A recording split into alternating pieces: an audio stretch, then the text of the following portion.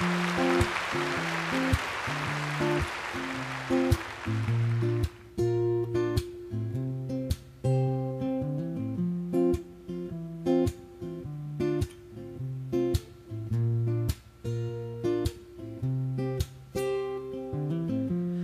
can wake up every morning right beside you, breathing the chilly air, but it's warm under the covers. Open your eyes and tell me don't even think about leaving, staying in bed all day just to cuddle and kissing.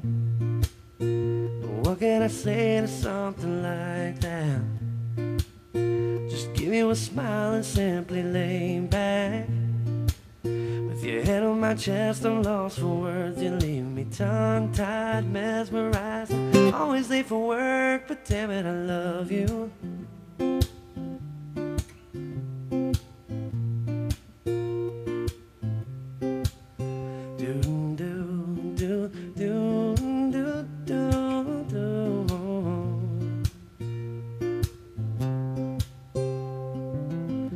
Taking a walk in the park on a quiet Sunday evening. You got your hand in mine while our arms are gently swinging. There's snow on the ground and it's 30 degrees, and baby I'm freezing, but you're making snowballs and you're laughing as you heave them. Well, what can I say to something like that? Just pick up the snow and throw it right back. I'm gonna feel it in the morning when I got the flu, and thanks to you I'm out of work again, but damn it, I love you.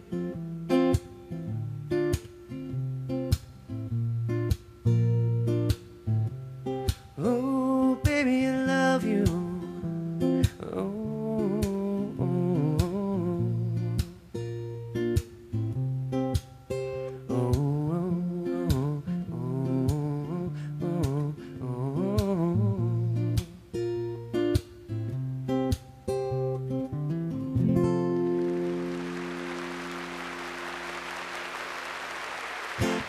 Thank you, guys. We'll do one more for you.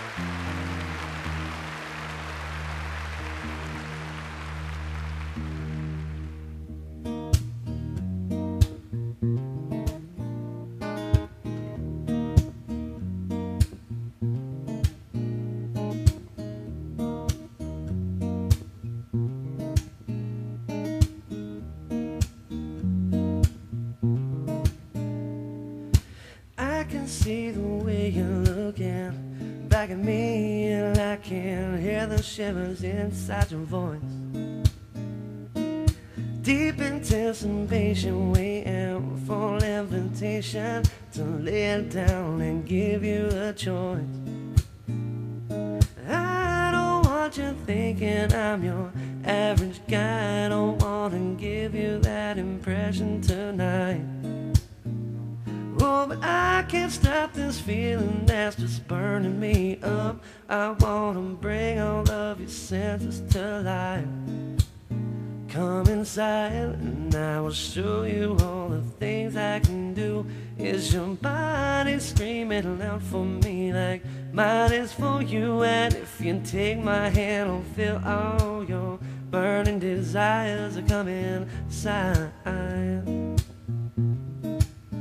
Come inside.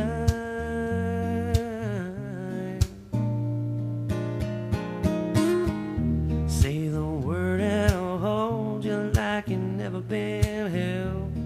I'll free your mind. Come through that door and I will lay you down and make your body come alive. Come inside.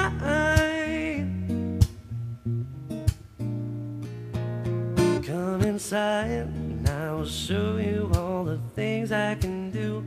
Your body screaming out for me like mine is for you. And if you take my hand, I'll feel all your burning desires are coming inside.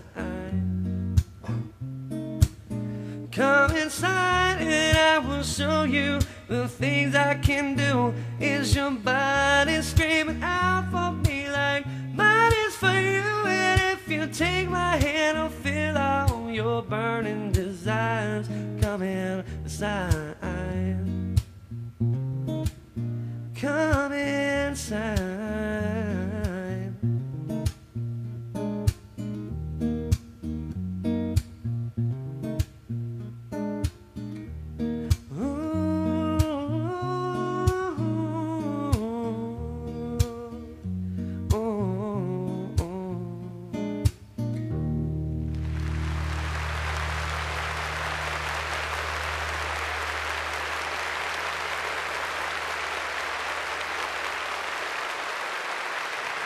Welcome everybody to Amped Up, the fortnightly show here at Metaverse TV, where each week we introduce you to a new artist.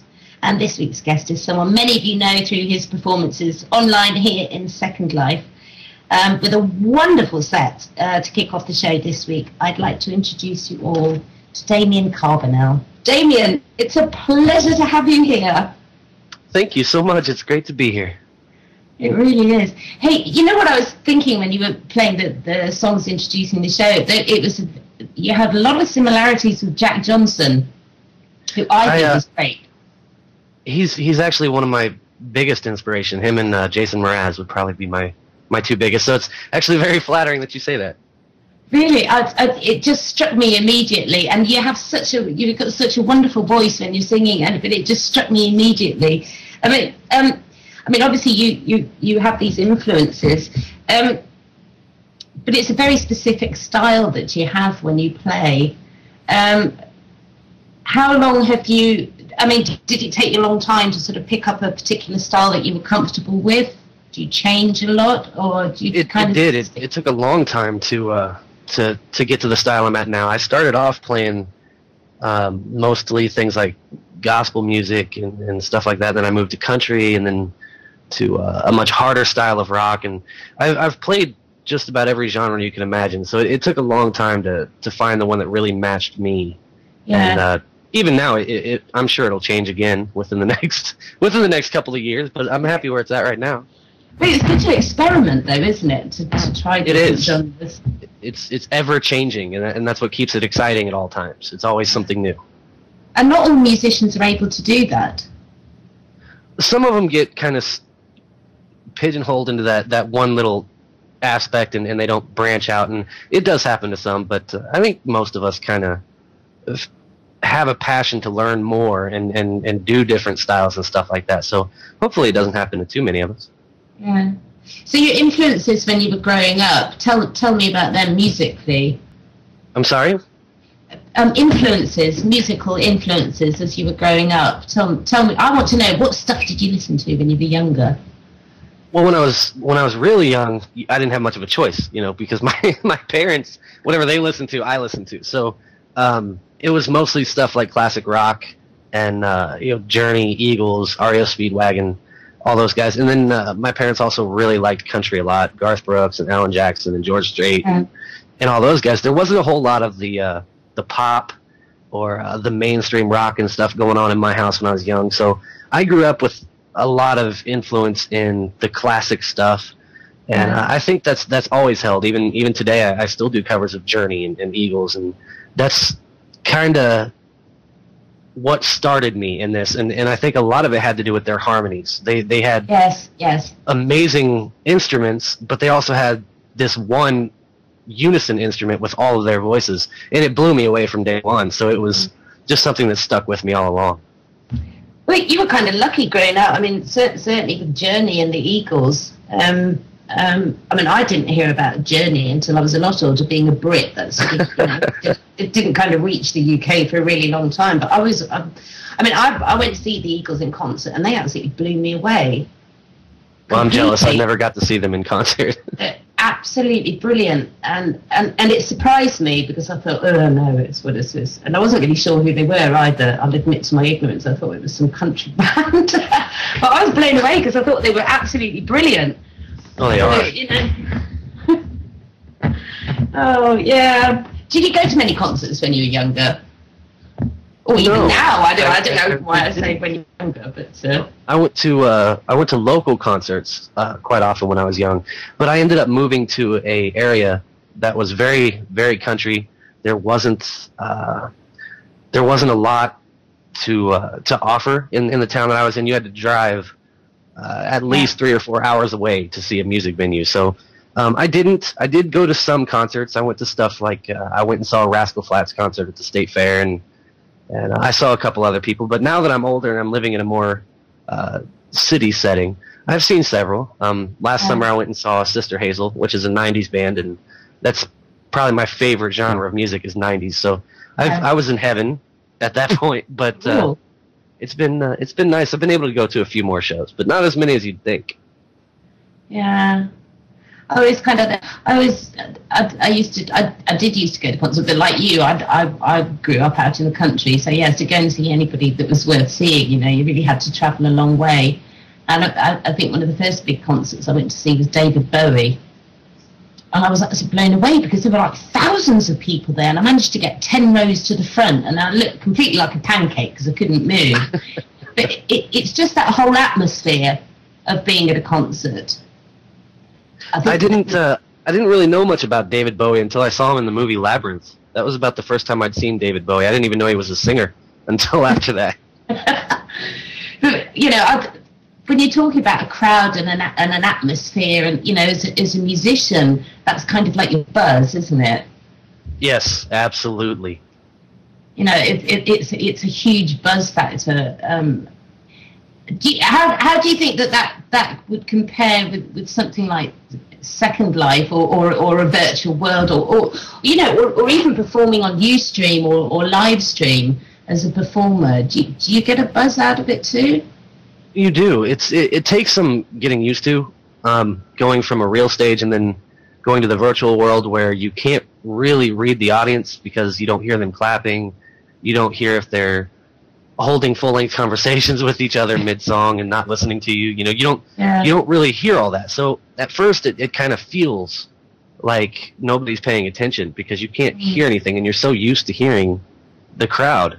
But after you adjust and kind of figure out how to tell if people are enjoying themselves and things like that, then you can really get a buzz off of it. I get touched a lot when I'm playing shows, especially if I'm playing an original and there's people out there typing the lyrics to a song that I wrote in local chat, and it's very touching. Great, I get a huge isn't it? buzz off. Mm-hmm. Yeah, maybe when I do performances in Second Life, I should change my lyrics to more than just ooh, because that's a bit boring. Several lines of ooh in a row. But it is cool. But, and it is that multitasking thing where, perhaps at a live performance, you're not listening to what they're talking about, but with Second Life, you're actually reading what people are saying, and it gives you a chance to be, the shows become a little more personal because you're recognizing people's names.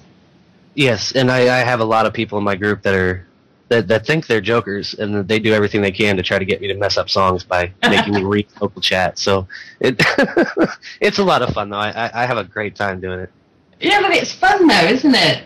It is. It's a blast. And I think also what it does, it gives your fans and your supporters a chance to kind of get to know you through your music on a far more personal level than if you were doing a live gig. That's something I've enjoyed a lot about Second Life, is the more personal feel to it. That's why when I started doing it, I kept saying over and over again that I'm not putting on a concert. I'm doing a show. There's a whole different atmosphere to it. It's more like I want people to feel like we're sitting around a campfire jamming. I don't want people to feel like they're looking at me on an untouchable stage 20 feet away. Yeah. It's a whole different atmosphere. Yeah. Plus, of course, if it was around a real campfire, you'd have like the smell of burning feet and hair and the smell of beer and stuff that would be around. Yeah, that probably wouldn't be too good. It's a lot cleaner to play in Second Life, isn't it? Yeah. It's very true. It's a lot more hygienic, and you don't spend near as much money on soap. Eco-friendly. Exactly, very. We're being green. Concerts. Yes. They're green concerts. That's exactly what they are. But it is so true because, you're not traveling anywhere. You're not using petrol to get anywhere. And no, just burning a lot of electricity. That's about it. Yeah, lighting up the neighborhood. Although, I mean, as a musician who's played out live, I mean, obviously you have travelled around to gigs and stuff, and perhaps that's also part of the excitement of going to play in front of a real live crowd, is that you actually get to get out of your house. You get to get out, you get to go see places you haven't been before, and they pay you to do it. It's a lot of fun. It really is. Yeah. It's good. So there are other things that I'd like to know about you. And obviously, I know that both you and your brother have played together in Second Life. I mean, how do your family feel about the fact that that you choose to perform online? Well, my brother and I have been playing together for as long as we've both been around. So it's something that everybody's always been used to in my family. When it was the Second Life thing, he doesn't really play in Second Life. He doesn't have his own avatar and stuff. He just, when he comes over and visits me, if I happen to be doing a show, then he'll sit in with me and sing with me. And it's a lot of fun. My family, for the most part, at first, kind of did the one eyebrow raise thing when we told them what Second Life was, but they understand it now, and it's they think it's really cool, and they like to hear it when they get a chance. So it's a lot of fun. So many people that I've talked to have had the same thing when I ask about, how do your family and friends think about it, and it's quite remarkable the number of people who have said exactly the same. The family and friends raise their eyebrows and go, "Hey, are you some kind of weirdo? What are you doing?" Well, it is something that you would think is very different if you don't understand what Second Life is and that kind of stuff. It would sound different if you didn't know anything about it and you walked up to somebody and they said, I make money by sitting in front of my computer and playing guitar and pretending like people are sitting in front of me. That you would think that sounds extremely awkward, or that they needed to go get some help. But it's not like that. Yes, monetary help would be good when everybody starts buying your albums. And then you could say, well, listen, it really does work, doesn't it?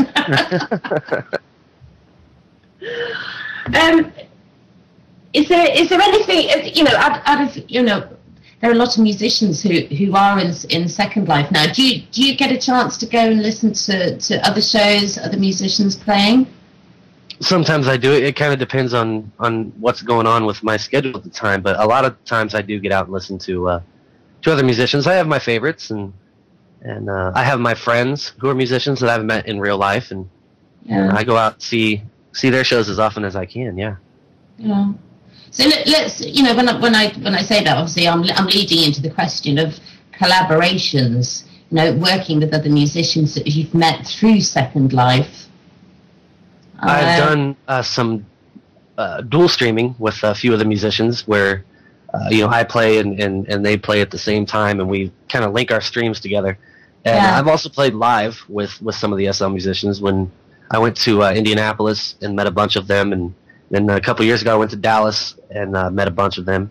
So it was a lot of fun just to get to go from dual streaming and then listening and getting to know these people from a great distance to actually being in the same room, sitting around playing guitars and stuff with these musicians that have become my friends. So it's been wonderful. It's been a great experience. I love collaborating with the other men and women that do music in here. Where did you go in Indianapolis? Where was that then? That was the Hummingbird Jam. Really? Mm-hmm. Well, isn't that funny? Because I went to one of those too. Because Chris and I used to share an island in Second Life together. Over in Menorca, which is where the Hummingbird Cafe was for, I don't know how many years. But I think that you probably went to the jam. I went, I think it was the year I didn't go, stay with Chris. But those jams, they're such fun. And it was the first time that I'd ever done it. And it was actually a year before last. And when I found out last year that they weren't going to have it, I was heartbroken. I was so looking forward to going back.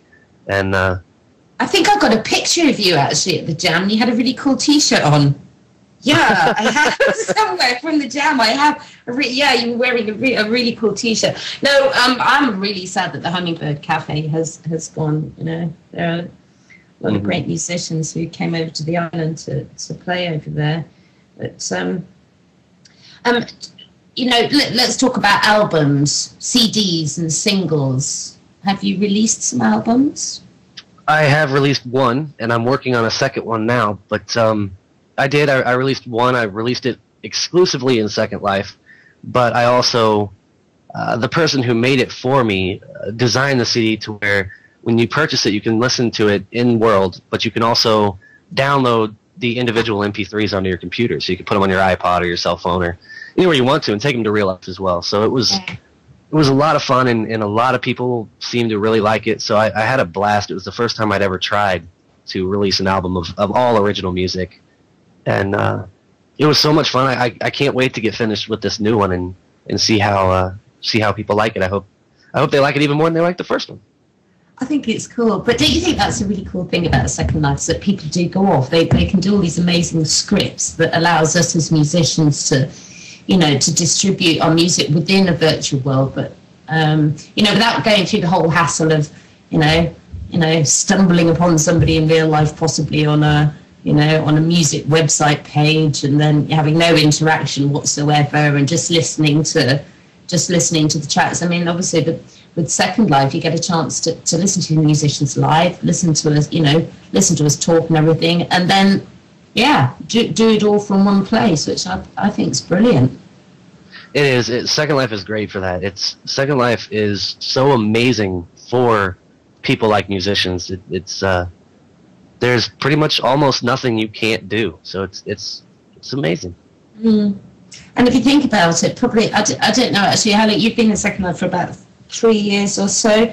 When I started, there was no Ustream or live stream, and really not really many places for people. There was YouTube just about, you know, but they were pre-recorded things. It wasn't live.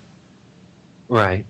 And yeah, no Facebook, no Twitter, nothing like that. So I think Second Life for musicians has been quite incredible for, you know, being able to support musicians who don't go out and gig live. Mm-hmm. You know, the internet in general has been amazing for that. It's people who would have never been discovered ever are now getting discovered all the time. The internet is amazing for it. Really, just incredible. Tell me about how you write your music. When you're writing originals, are you a melody guy first and then the lyrics, or lyrics then melody? It's both. It just depends. There's times when I'll be, you know, trying to sleep, or I'll be driving my car or doing something, and a lyric will come into my head, and I'll hold on to it for as long as I have to until I'm inspired to keep writing. And sometimes I'm just sitting around playing on my guitar and probably procrastinating for some reason, and I'll just come up with some kind of lick or a riff or a progression, and then I'll base it off of that. It just depends on what comes to me. I can't sit down and just write a song. It doesn't work for me that way. I have to have some kind of an idea or some kind of inspiration. Otherwise, I'll sit there for hours and just frustrate myself. Oh, I know the feeling. I do. Well, there's nothing worse if you have to write a song to a deadline, because then you're guaranteed you get immediate writer's block. Yep, absolutely. Completely. And tell me, what are your best times for writing music? The best times of the day? Is it evening? 2 o'clock in the morning? There really is no best time. I can write music at any time. It's just the best time to write music is when I'm inspired. The time of day doesn't really matter at all. It can be 4 o'clock in the morning, or it can be 2 o'clock in the afternoon. It doesn't really matter. Yeah.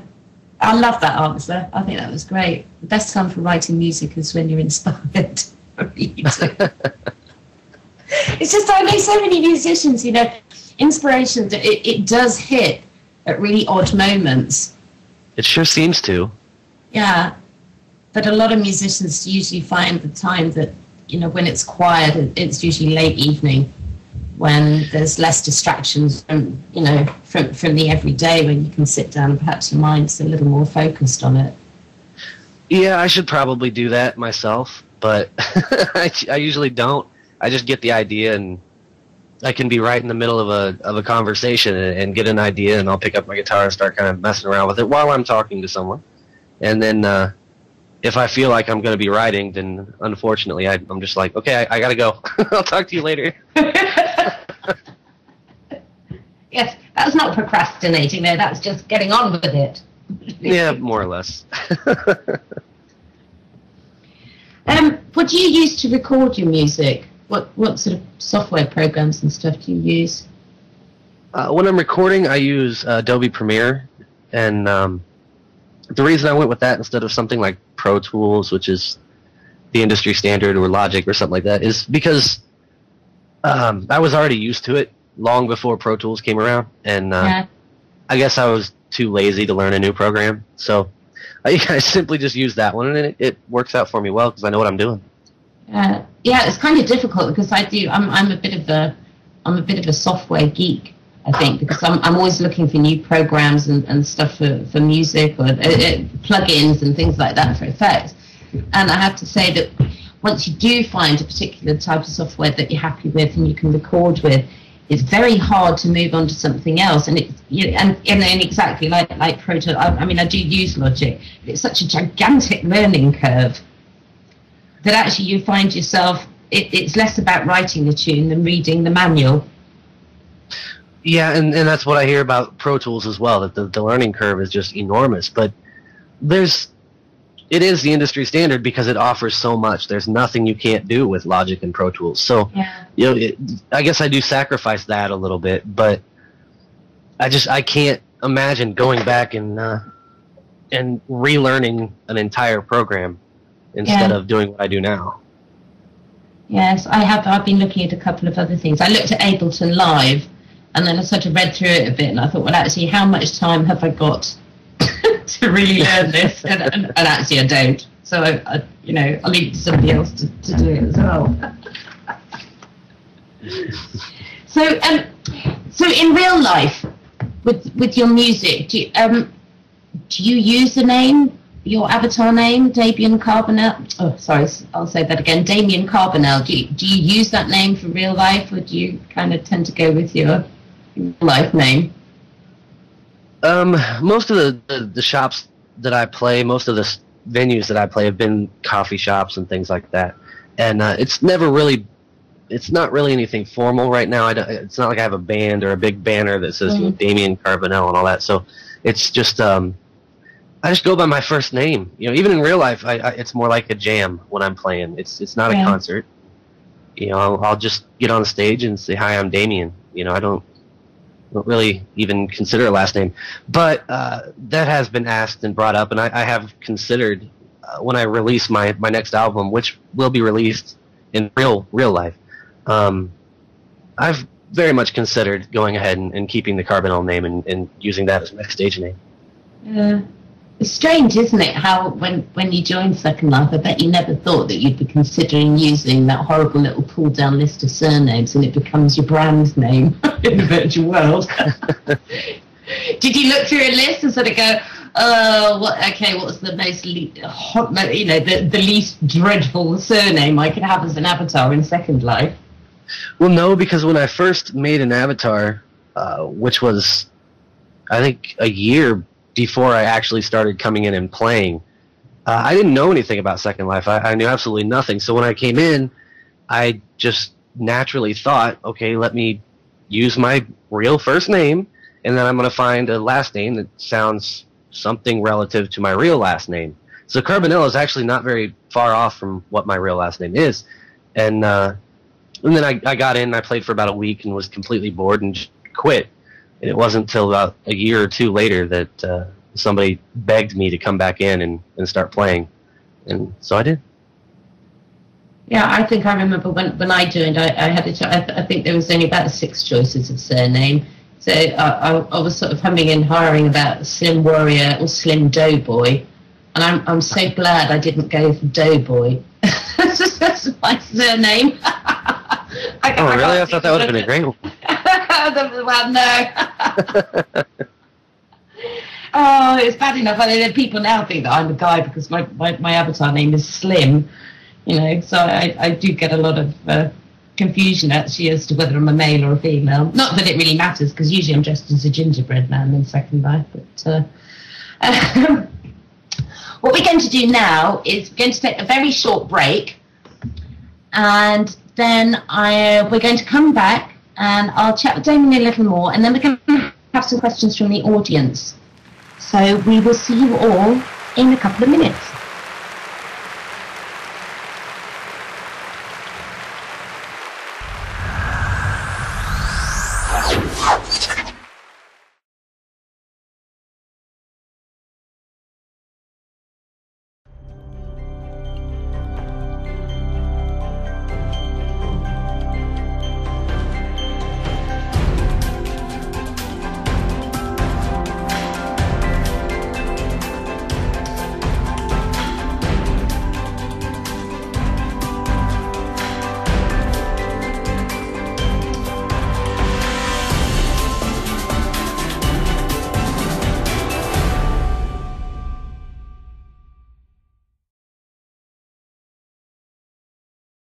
Alter Ego announces the Who Loves You photo contest. Win amazing prizes from Alter Ego. It is free to enter the contest. Once all the entries are in, voting will open at 10 linden per vote. You have 2 weeks to enter, from April 6th through April 20th. You have 1 week to vote, from April 20th through April 27th. So let the games begin, and good luck. May the most love win.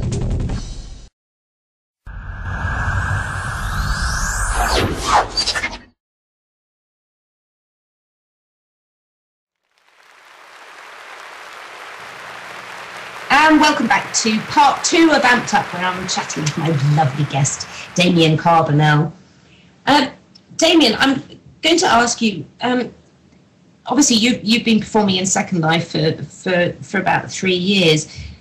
Outside of Second Life, you must know some musicians. Do you ever try and encourage them to come and use Second Life, to try it out? Most of the musicians I play with, they're not really interested in doing the computer playing thing. They don't. I think most of them don't even really sit on the computer for any reason for very long at a time. So it just doesn't seem like their thing. It's weird, isn't it? Because you've got to have some technical interest, I think, to use a computer in the first place. And I don't mean just on the very basic level of being able to send an email, but a lot of the musicians that I've met like technical things, so they are more interested in discovering, how things work, how they can make things work for them. But there's still a vast amount of musicians who wouldn't consider coming to a virtual world. No, they're very traditional. Yeah. What sort of advice would you give to musicians who, perhaps are just starting out, to try using a virtual world for online performance? Well, if you're just starting out and you're trying to get a following and become successful, I think the first thing you should do is change your last name to Doughboy. That would work out wonderfully. And then just try to get to know the people that you're singing to. Try to connect with them, because you can go listen to a million musicians in Second Life, but what's going to make you a favorite is generally just because they feel a connection with you. So just get to know the people you're playing for. Mm. And you could always rename yourself as the artist formerly known as Doughboy. Exactly. I'm thinking about changing my name when I get done here. Damian Doughboy. No, I like the Second Life name you've chosen already. All right, we've got a question from Nikki, and she'd like to know a little bit about what you do when you're not using Second Life or performing online. What do you do in your spare time? I like to, of course, write music when I'm inspired, but I also I like to play sports. I play golf, and I play tennis, and basketball, and stuff like that. I'm really big on that. But I'm also I'm a really big family guy, So I spend a lot of time with my brothers. When I can, I have 3 brothers, and Wow. well, especially this time of year, we like to get together a lot and you know, grill food on the patio and just kind of hang out and talk and have a good time spending time together. Other than that, there's not a whole lot I do. Watch television every once in a while, and that's about it. Play guitar, try to figure out some new kind of gizmo I can use in my shows. That's about it. That's a cool thing about living in the States, is that your weather is far better than where I am in North Europe, where spring probably will not arrive until August. Where it's just Yeah, really cold and grilling we're outside. It's just not going to happen. We just now started getting really good weather, so I'm pretty happy about it. It's good. Lyrica Acoustic would like to know what CD is in your car right now. Actually in the stereo, not lying on the floor or in a side pocket. None. None? Because I don't do CDs. My iPod is hooked up to my car stereo. So yeah, the answer is none. Great answer. Okay, next question is from me. What have you got playing on your iPod right now in your car? Well, hopefully nothing, because if something's playing right now, the battery's going to be dead in about 2 minutes. So hopefully nothing is playing on my iPod right now. But if I had it turned on, it would probably be something like, let's see, I've got Stevie Wonder on there. I've got some Coheed and Cambria, some Emery, Jason Mraz, Jack Johnson. There's a whole list of different things on there. So I'm not sure exactly. It might even be the audiobook for Harry Potter. I've even got that on there. So I'm not sure what audiobook's great, though. Audiobooks are really cool. I listen to it when I have to drive long distances. It seems to make the drive shorter. See, I read a lot of books. The only problem is I read a book, I mean a proper book, but where you turn the pages, before I go to sleep at night, because it always makes me go to sleep. And I have this absolute fear that if I put an audio book on my iPod in the car, I might actually fall asleep after about 15 minutes. It's actually a surreal feeling. I've never had a car accident or drifted off the road or fallen asleep or anything, but it is a surreal feeling, because when you're driving down the road, you're still focusing on the road, but because you're listening to the audiobook, or at least in my experience, you start seeing it play out in your head. I don't know if that's how it is when you read, but when I read a book, yeah, you just start seeing it in your head like a movie. You're getting involved in the story. Right. So when it's an audiobook, that same thing happens, but it doesn't take your concentration off the drive. It just kind of makes you forget how long you've been driving. And it's it makes trips feel a lot shorter, or at least it does for me. I'm still a bit paranoid. I don't think I want to have an audiobook just in case in my car. just would be right. If you ever do, don't blame me. Oh, well, I might. Right. Lisa would like to know, if you won the lottery today, what would be the first thing that you went out to buy or spend money on? Wow, that's a tough one. The very first thing I would spend money on, I'm not sure. I guess I should say maybe a new Taylor guitar, the 714, which is about a $3,000 guitar. But I could also be more responsible and say, I'd go put money on a house or something, pay off bills. I don't know, but I would probably run to Guitar Center and buy up everything in the store. That's probably what I'd do. It's quite a cool question, actually, because I think I'd run out and get a burger first, just so they're really silly. And then I'd go make a big list, a really long one. Or a pizza. Delivered pizza. A big, huge pizza. Yeah, like from Paris, just because I could. There you go. Fly it in. Right. Right. Next thing that I'd like to know is, how do you feel about songwriting competitions that they have online now? Because there's a lot of music websites out there, and they're all trying to attract our attention as musicians, so we can go and put our music up there, and so they obviously get they gain the benefit of having a big user base. But how do you feel about songwriting competitions? Do you think that they do help musicians? I think it depends on what organization is putting on the contest, but I think they're probably a good thing. I think that artists should always protect himself and copyright anything before he puts it into something like that.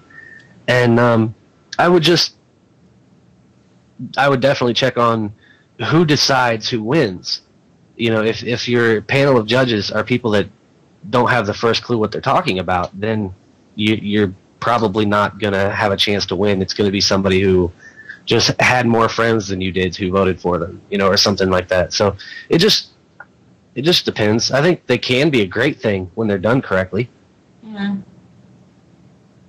I'm always in two minds of them because, exactly like you say, I mean, there are people out there, and I don't know, perhaps they go and pay people to vote for them because they always seem to have thousands and thousands of votes, and it's much harder for probably somebody who's just as talented, if not more talented in a lot of cases, who's struggling with, very few votes.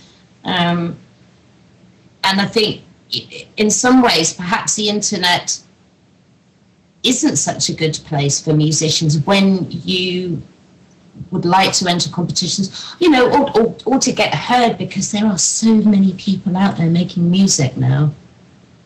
Yeah, that's definitely true, but I still think that if you are talented and dedicated and willing to make sure that whatever you put out there is the best quality that you can possibly make it, then I think that you have just as good a chance to be noticed as anybody else. Yeah. Do you think you're quite a perfectionist? No, I think I'm lazy. But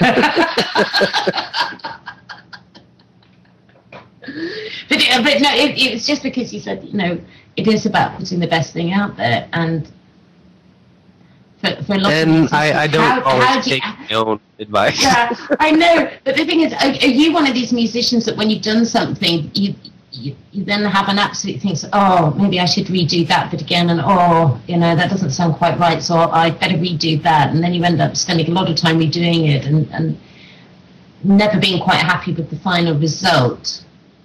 That does happen. It happens a lot, but that's when the lazy stuff kicks in and say, I should redo that, but I'm not going to. Yeah. I always notice when I see on my desktop, when I keep downloading the files, that when I've got to version 37, actually I ought to stop and take a break. There's moods that I'll get into where I'm completely perfectionist, and if it's not absolutely exactly the way it should be in the right quality, then I'll just keep working at it, and I'll work for hours and hours and hours. But there's also other times when I'll record something and then I'll have it in my head that, I'm not doing this for this specific recording is not going to be on a studio album, so it doesn't have to be perfect, and I'll let a couple things go by. But it just depends on what I'm doing the project for. Sometimes I am a big perfectionist, and sometimes I'm more lazy. It just depends. Do you ever try? Do you try? When you're starting a new song and you need a little feedback, do you use Second Life as a good, kind of place to come in and just try out a new song and get feedback from what people think? Every time I write a new song, that's the first thing I do is play it in Second Life and see the response I get. Yeah, and how do you feel that the feedback you get is honest critique? Because I find that really tough, because a lot of people say, oh, that's great, and it's wonderful to hear that, but sometimes you need something a little more. Yeah, you just want to know that they have a reason for calling it great. Yes. So. Yeah. But yeah, that happens. But a lot of times I don't necessarily base their reaction just off of the fact that they're saying it's great. A lot of it is just I'll throw it in, and I won't tell them that it's a new original. I'll just play the song. And if there's people out there that are saying, what is this song? Who does this song? Stuff like that. Well, then I know that they liked it. Yeah. So a lot of times I don't specifically ask if they like it. I just judge their reaction like I would any other song. Yeah. You just get on and play it. That's right. I've got one last question, which is from Ariana, and the question is, how do we purchase the CD that was released in Second Life? How do they get a hold of your music in Second Life? In Second Life, you can get my CD by just coming to one of my shows. I have a black board. It's the same board that I use for tips and joining my group and all that stuff. There's a button on that board that says "Take My CD," and you just click it and it'll give it to you. I no longer charge for that CD, so all you have to do is find that board and click on it. Do you think you're still going to be using Second Life in 2 years' time? I don't know. That's a tough one. Life changes so quickly. You never know what's going to happen, what's going to come your way. You never know if I'm going to be able to pay my cable bill. It just depends. If things 2 years from now are the way they are in my life right now, then I would say yes. But I don't know. I hope so. Have you you've done performances with Ustream. Have you tried anything else about performing online? Have you tried any of the other virtual worlds that are out there? I've played on a couple of different grids, like InWorlds and Open Sim, I think it was called. Yeah.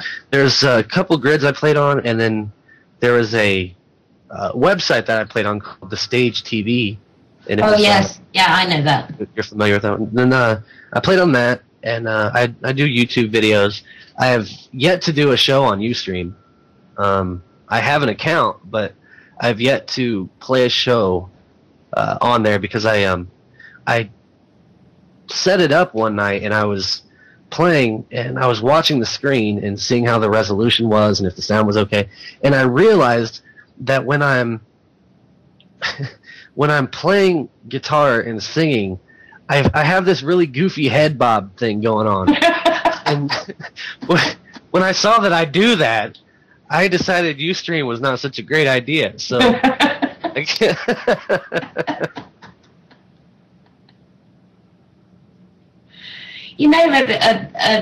one on Facebook called Stream Jam as well, where everybody can go and access your shows, and a few musicians who've been using Second Life have also been using Stream Jam as well.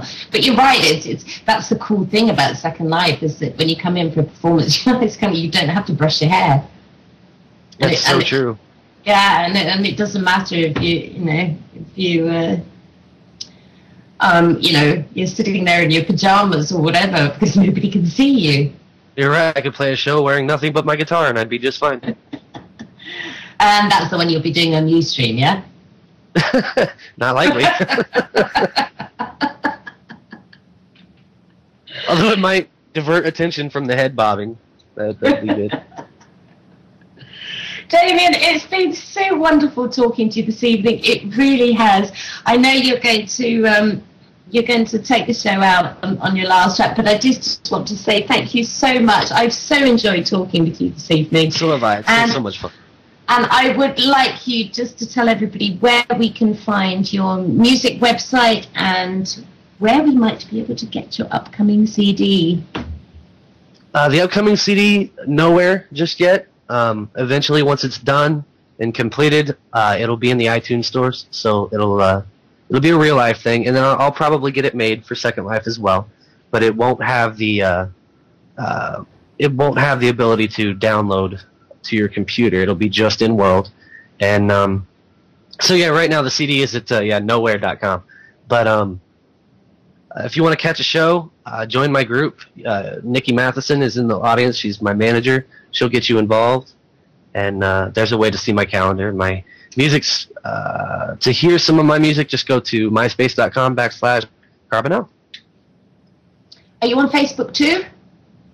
No, I don't have a music page for Facebook. I just have my personal one. Yeah, I've suddenly got quite addicted to Twitter at the moment, which I found is quite a fun thing. But it's hard as a musician to keep up with the stream of information that everybody's sending out and doing all through there. So, but I do hope that all of you in the audience, I know you're going to go and check out Damian on his MySpace page. I know that you're going to continue supporting him in Second Life. And Damian, I think you're a wonderfully talented musician. Very much looking forward to the next song that you're going to play for us. Thank you, Slim.